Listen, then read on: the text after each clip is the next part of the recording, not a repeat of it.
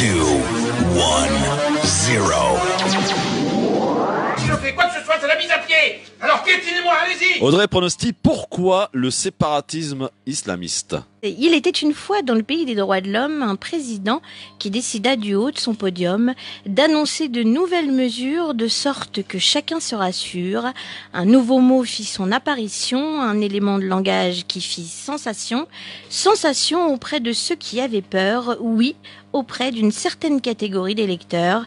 Le terme séparatisme islamiste était lâché pour le plus grand bonheur des moralistes chevronnés. Pourtant, cette appellation ralliait une religion dont la pratique, une fois de plus, était remise en question.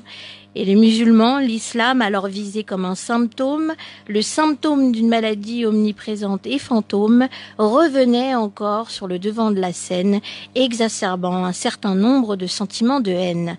Alors, chacun allait de son commentaire, juste histoire de raviver des craintes légendaires, celles du terrorisme, du radicalisme et de l'intégrisme, tous ces mots en isme qui entretiennent le populisme.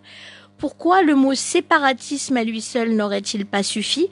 Pourquoi vouloir réformer un culte déjà bien établi, sous le prétexte qu'une minorité de fous ont meurtri et mis à mal une société, je l'avoue? Est-ce une raison pour jouer le jeu de ces autres déraisonnés, à se suspecter à outrance ou encore se dénoncer?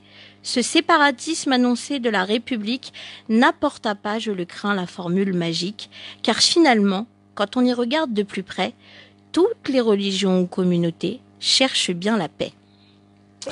Magnifique, bravo, bravo.